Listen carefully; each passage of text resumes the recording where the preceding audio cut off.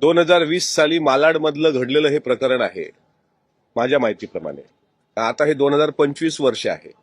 गेल्या 2-2.5 वर्षांपासून या प्रकरणाची फक्त चर्चा होत होती आणि काल त्यांच्या वडिलांनी उच्च न्यायालयामध्ये एक याचिका दाखल करून अनेकांवर गंभीर आरोप केले.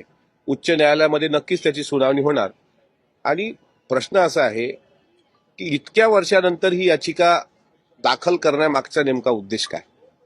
त्याला 2.5 वर्षाचा काढ लोटला. आजपर्यंत पण त्यांच्या वडिलांनी हा प्रश्न याचिकेच्या द्वारे कोर्टाला विचारला असता किंवा कोर्टात याचिका दाखल केली असती तर आतापर्यंत न्याय भेटला असता. दिरंगाई का झाली, का केल्या गेली? आणि परत प्रश्न तोच येतो की 2-3 दिवसांपूर्वीपासून चालू असलेला औरंगजेबाचा विषय, त्यावर महाराष्ट्राची चर्चा भरकटली आणि काल रात्रीपासून सुरू झालेला दिशा सालियांचा विषय. महाराष्ट्राच्या समोरचे हे प्रश्न नाहीतच. मी किती दिवसांपासून सांगतोय आणि अक्षरशः डोकं फोडून सांगतोय की महाराष्ट्राच्या समोरचे प्रश्न आहेत शेतकऱ्यांचे प्रश्न, न्याय देण्याचे प्रश्न. आणि याचिकाकर्त्यांनी जी याचिका कोर्टात दाखल केली त्याला सन्माननीय न्यायालय योग्य तो निकाल देईल. जे कोणी दोषी असतील त्यांच्यावर दोषारोप पत्र जर सिद्ध झालं तर ते आरोपी म्हणून सिद्ध होतील.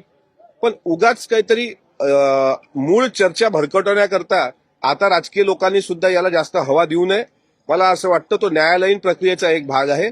आता अधिवेशनाचा कार्यकाळ जेवढा उरलेला आहे त्या कार्यकाळामध्ये फक्त आणि फक्त शेतकरी या विषयावर तुम्ही चर्चा केली पाहिजे ना की त्यामध्ये आता बिल गेट्स मला वाटते आज भारतात भेट द्यायला आले तसं मला समजतंय.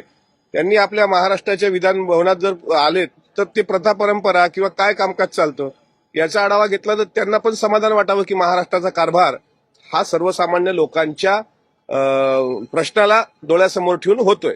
त्यामुळे दिशा सालियान प्रकरणात जे कोणी दोषी असतील त्यांच्या वडिलांना न्याय मिळो अशी आमची भूमिका आहे. पण आत्ताच्या घडीला विरोधक असतील किंवा सत्ताधारी यांना आमची विनंती आहे की या दिशा सालियान विषयामध्ये महाराष्ट्राचे मूळ प्रश्न परत भरकटता कामा नये.